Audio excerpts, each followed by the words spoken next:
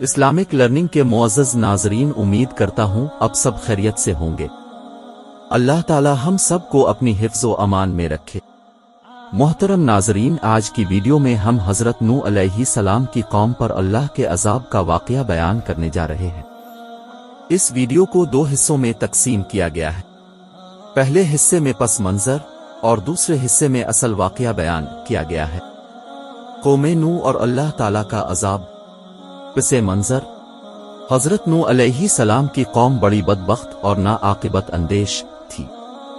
حضرت نوح علیہ السلام نے 950 سال کے عرصہ میں دن رات تبلیغ حق فرمائی، مگر وہ نہ مانے۔ آخر حضرت نوح علیہ السلام نے ان کی ہلاکت کی دعا مانگی اور خدا سے عرض کی، اے مولا، ان کافروں کو بے خوبند سے اکھاڑ دے۔ چنانچہ اب کی دعا قبول ہو گئی اور خدا نے حکم دیا، آئے نوح میں پانی کا ایک طوفان عظیم لاؤں گا اور ان سب کافروں کو ہلاک کر دوں گا، تو اپنے اور چند ماننے والوں کے لیے ایک کشتی بنا لے۔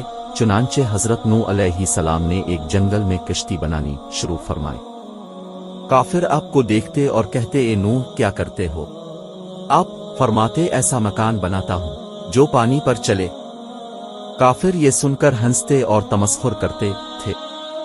حضرت نوح علیہ السلام فرماتے، آج تم ہنستے ہو اور ایک دن ہم تم پر ہنس گے۔ حضرت نوح علیہ السلام نے یہ کشتی 2 سال میں تیار کی۔ اس کی لمبائی 300 گز، چوڑائی 50 گز اور اونچائی 30 گز تھی۔ اس کشتی میں 3 درجے بنائے گئے تھے، نیچے کے درجے میں وحوش اور درندے، درمیانی درجہ میں چوپائے وغیرہ، اور اوپر کے درجہ میں خود حضرت نوح علیہ السلام اور آپ کے ساتھی، اور کھانے پینے کا سامان پرندے بھی اوپر کے درجے میں تھے۔ پھر جب اللہ تعالیٰ کے حکم سے طوفان عظیم آیا تو اس کشتی پر سوار ہونے والوں کے سوا زمین پر جو کوئی بھی تھا پانی میں غرق ہو گیا، حتیٰ کہ نوح علیہ السلام کا بیٹا کنعان بھی جو کافر تھا اس طوفان میں غرق ہو گیا۔ قوم نوح اور اللہ تعالیٰ کا عذاب۔ اصل عذاب کا واقعہ: قوم نوح علیہ السلام سے کہتی ہے، آئے نوح، وہ عذاب لاؤ جس سے تم ہمیں ڈراتے تھے، اور وہ عذاب لاؤ جس کا تم نے وعدہ کیا ہوا ہے۔ پھر ہمارا وہ دن آیا، آسمان کے دروازے کھلے، زمین کو چشمہ بنا دیا۔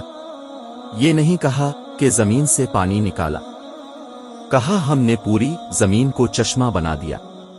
روئیں روئیں سے پانی ابلنے لگا اور آسمان سے پانی گرا، زمین سے پانی نکالا اور ساری کائنات میں وہ پانی پھیلا۔ ایک تفسیر میں لکھا ہے کہ اگر اللہ تعالیٰ اس دن کسی پر رحم کرتا تو ایک عورت پہ رحم کرتا جو بچے کو لے کے بھاگ رہی تھی کہ کوئی جائے پناہ ملے اور میں بچ جاؤں، اور وہ بھاگتے بھاگتے ایک اونچے پہاڑ پر چڑھی جس سے اونچا پہاڑ کوئی نہیں تھا۔